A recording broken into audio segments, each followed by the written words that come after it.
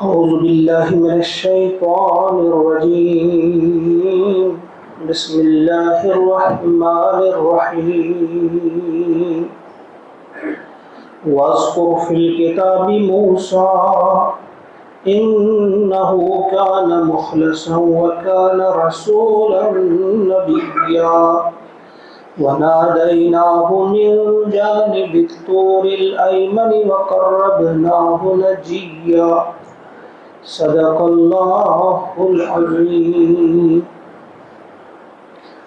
آیت نمبر 51 سے آگے چوتھا رکوع یہاں سے شروع ہوتا ہے۔ آج حضرت موسیٰ علیہ السلام کا ذکر ہو رہا ہے۔ اللہ کا ارشاد ہوتا ہے، اے نبی صلی اللہ علیہ وسلم، واذکر فی الکتاب موسیٰ، اس کتاب میں موسیٰ کا ذکر کرو۔ انہو بے شک وہ کان تھا مخلصا وکان رسولا نبیا، وہ تھے مخلص چیدہ شخص چنا ہوا، وکان اور تھا رسول النبیہ رسول نبی۔ موسیٰ علیہ السلام کا ذکر بھی کرو اس کتاب میں، جو ایک مخلص شخص تھے، چیدہ شخص تھے اور رسول نبی تھے۔ رسول اور نبی ان میں کیا فرق ہے، یہ پہلے بھی کہا جا چکا ہے۔ یہ ذہن میں رہے کہ رسول کا مرتبہ بلند ہوتا ہے انبیاء سے، جیسا کہ ایک حدیث پاک میں رسول اکرم صلی اللہ علیہ وسلم نے فرمایا ہے کہ انبیاء کی تعداد کم و بیش 1,24,000 ہے، اور رسول جو ہے وہ 313 یا 315 ہے۔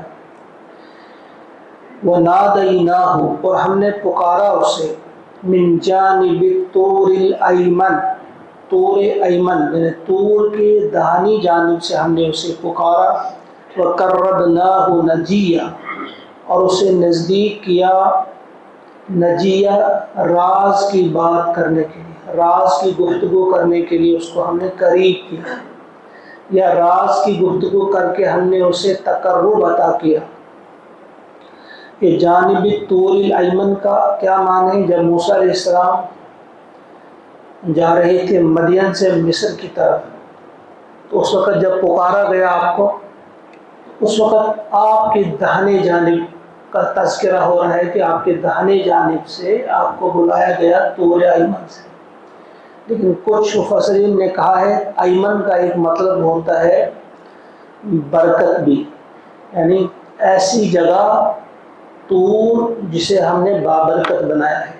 جس طرح مقدسی طوا ایک جگہ فرمایا، وہ مقدس جگہ اس کو فرمایا، یہاں بابرکت جگہ فرمایا۔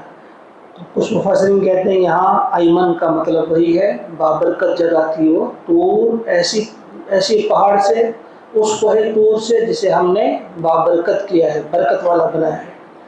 وَقَرَّبْنَاهُ نَجِيًّا، اور ہم نے اسے قریب کیا، نزدیک کیا، راز بتانے کے لیے یا رازداری کی گفتگو کر کے ہم نے اسے تقرب عطا کیا۔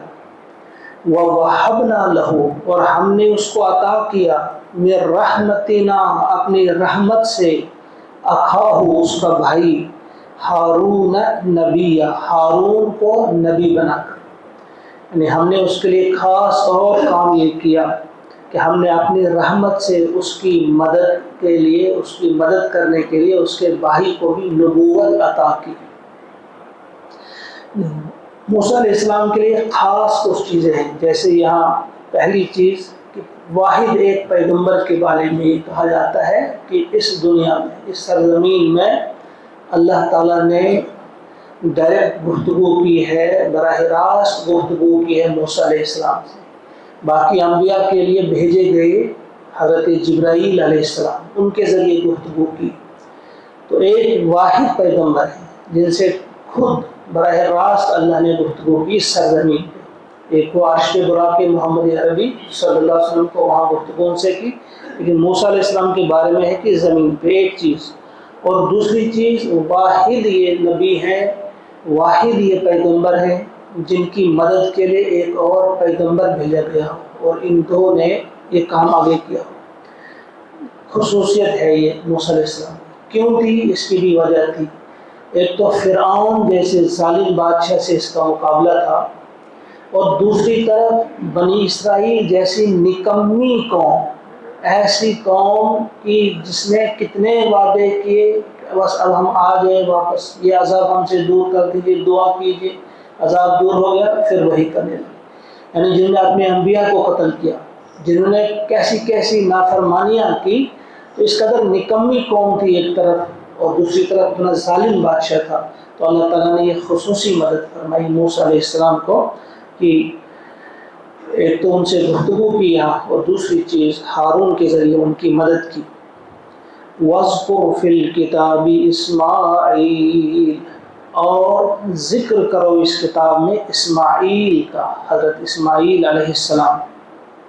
إِنَّهُ كَانَ صَادِقَ الْوَعْدِ وَكَانَ رَسُولًا نَبِيًّا، بے شک وہ تھے صادق الوعد، وعدے کے سچے، وَكَانَ رَسُولًا نَبِيًّا، اور تھے وہ رسول نبی، وَكَانَ يَأْمُرُ أَهْلَهُ بِالصَّلَاةِ وَالزَّكَاةِ، اور حکم دیتے تھے اپنے گھر والوں کو بالصلاۃ، نماز کا، والزکاۃ، اور زکوٰۃ ادا کرنے کا، وَكَانَ عِندَ رَبِّهِ مَرْضِيًّا، اور تھے وہ اپنے رب کے ہاں پسندیدہ۔ یعنی اسماعیل علیہ السلام کے لیے یہ الفاظ جو استعمال کیے ہیں ان کا کوئی بدل نہیں۔ یعنی یہ کتنی خوش قسمتی کی بات ہے، کتنا بڑا مرتبہ اس سے واضح ہو جاتا ہے اسماعیل علیہ السلام کے لیے۔ وَكَانَ عِندَ رَبِّهِ مَرْضِيًّا، یعنی وہ تھے ایسے کہ جیسا پروردگار چاہتا ہے کہ میرا بندہ ہو، مرضیہ، رب کی مرضی کے مطابق، رب کی پسندیدہ شخصیت تھی حضرت اسماعیل علیہ السلام۔ اسماعیل علیہ السلام کی یہ جو کچھ صفات بیان کی گئی ہیں، یا مختلف انبیاء کی جو یہاں کچھ صفات بیان کی گئی ہے، یہ اس لیے کی گئی ہے کہ ہمارے اندر شوق پیدا ہو کہ اللہ تعالیٰ نے ان صفات کی تعریف فرمائی ہے کہ میرے بندے میں یہ اور یہ صفات تھی، ان سے ہمارے اندر وہ چیز آ جانی چاہیے کہ جن صفات کے بارے میں اپنے خاص بندوں کی تعریف فرماتے ہیں اللہ تعالیٰ، کہ وہ ہمارے اندر بھی آ جائیں۔ نہ صرف یہ کہ ہم واہ واہ کریں اور شاباشی دیں، شاباش اسماعیل علیہ السلام، بہت اچھی صفات تمہاری تھی، بس یہیں پہ رک جائیں اور ان کو شاباشی دیں اور خود وہی کرتے رہیں، ان صفات کو اپنانے کی کوشش نہ کریں، کوئی کوشش نہ ہو، ایسا نہیں ہونا چاہیے۔ جیسے یہاں اسماعیل علیہ السلام کی پہلی صفت بتائی، کانا صادق الوعد، صادق الوعد یعنی وعدے کا کتنا وہ سچا تھا۔ آپ سب جانتے ہیں جب ان کی والد نے ان سے کہا کہ میں ایسے ایسے خواب دیکھتا ہوں کہ میں تمہیں ذبح کر رہا ہوں، قال یا ابت افعل ما تؤمر ستجدنی ان شاء اللہ من الصابرین، اے ابا جان کر گزریا جس کا آپ کو حکم ہو رہا ہے، ستجدنی آپ انقریب مجھے پائیں گے، انشاءاللہ اگر اللہ نے چاہا، من الصابرین صبر کرنے والوں میں۔ گویا یہ وعدہ تھا، انہوں نے وعدہ کیا تھا میں صبر کروں گا انشاءاللہ، آپ کر گزریے، آپ کو حکم ذبح کرنے کا کریے، یا بطیفل ما تؤمر، جس چیز کا آپ کو حکم دیا گیا۔ یہ بات نہیں کہ صرف ذبح کرنے کی، اگر آپ کو حکم ہوا ہے اس کو جلاؤ، دوسرے لفظوں میں جلا بھی ڈالو، اگر آپ کو حکم ہوا ہے کہیں کسی پہاڑ سے گرا دو تو گرا دو، جو بھی آپ کو حکم ہوا ہے، ما تؤمر، جو بھی آپ کو حکم ہوا ہے آپ کریے، انشاءاللہ مجھے آپ دیکھیں گے صابرین میں سے۔ تو پھر پورا کیا اپنا وعدہ، چھری کے سامنے اپنا گلا رکھا، سجدے کی حالت میں رہے، کہا کر لو جس چیز کا آپ کو حکم ملا ہے۔ گویا وعدے کے وہ سچے تھے۔ اس سے یہ اہم سبق ہمیں لینا چاہیے کہ ہمیں بھی اپنا وعدہ جو ہے ہمیشہ پورا کرنا چاہیے۔ اکثر ہم وعدے سے پھر جاتے ہیں۔ ایک شخص ہوتا ہے بڑے بڑے وعدے کرتا ہے اپنے رب سے دل ہی دل میں کہ مجھے کوئی جاب مل جائے تو میں اتنی رقم دوں گا، میں یہ کروں گا، وہ کروں گا، یا میں ٹھیک طرح سے بس سلامتی کے ساتھ میں ریٹائر ہو جاؤں گا تو یہ کروں گا، وہ یہ کروں گا۔ مجھے فلاں چیز مل جائے تو یہ کروں گا. ایک مختلف قسم کے وعدے ہم دل ہی دل میں کرتے ہیں، لیکن جب وہ ان کی مراد پوری ہوتی ہے تو اس شخص کی طرح جو پیڑ پر چڑھ گیا تھا کہ اگر میں اتر گیا تو میں فلاں چیز کی قربانی کروں گا، نیچے آتا رہا تو ایک ایک چیز ایک ایک سٹیپ وہ بھی کم ہوتا گیا، یعنی فلاں چیز کی پھر فلاں چیز کی، پھر نیچے آ کر ایسا ایک انڈے کی قربانی اب دے گا. تو ہماری وہی رہتی ہے. تو صادق الوعد، جو وعدہ ہم نے کیا وہ سچا کرنا ہوگا. سچا وعدے کا سچا تھا وہ. اللہ سے دعا ہے ہم کو بھی وہ صادق الوعد بنائے. اور دوسری چیز ان کی یہ عادت تھی، ان کا یہ کام تھا، حکم دیتے تھے. کان یامر، حکم دیتے تھے، گزارش نہیں کرتے تھے، ریکویسٹ نہیں کرتے تھے، بلکہ حکم کرتے تھے اپنے گھر والوں کو کہ وہ نماز ادا کریں اور زکوٰۃ ادا کریں. ہمیں بھی بار بار اپنا جائزہ لینا چاہیے کہ ایسا ہم کرتے ہیں. اور پھر یہ انتہائی اہم بات کہ وہ ایسے تھے جیسا کہ رب چاہتا ہے کہ ایک بندہ ہو. وَكَانَ عِنْدَ رَبِّهِ مَرْضِيًّا، رب کی پسندیدہ شخصیت تھی حضرت اسماعیل علیہ السلام.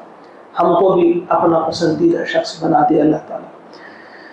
وَاذْكُرْ فِي الْكِتَابِ إِدْرِيسَ، اور ذکر کرو اس کتاب میں ادریس کا علیہ السلام. إِنَّهُ كَانَ صِدِّيقًا نَبِيًّا، بے شک وہ تھے سچے نبی، صدیق نبی تھے. حضرت ادریس علیہ السلام کے بارے میں کلیئر نہیں کب کہاں تھے یہ، لیکن مفسرین نے لکھا ہے کافی چیزوں پر غور و خوض کر کے، اس اگلی والی آیت پر بھی غور و خوض کر کے، کہ یہ حضرت نوح علیہ السلام سے پہلے کے نبی ہیں. حضرت آدم کی اولاد میں سے حضرت شیس علیہ السلام کے بعد، اور یہ پہلے نبی ہیں جنہوں نے کپڑا سیاہ یا وہ سینا سکھایا لوگوں کو. کپڑا سینے کا کام انہوں نے ہی پہلے کیا. وَاذْكُرْ فِي الْكِتَابِ إِدْرِيسَ، اور تم ذکر کرو اس کتاب میں حضرت ادریس علیہ السلام کا. إِنَّهُ كَانَ صِدِّيقًا نَبِيًّا، وہ صدیق نبی تھے، سچے نبی تھے. وَرَفَعْنَاهُ مَكَانًا عَلِيًّا، اور ہم نے اسے اٹھا لیا مکانا علیہ، بلند مقام پر. یعنی ہم نے اسے رفعت اور بلندی عطا کی، ہم نے اسے بہت بلند مرتبہ عطا کیا.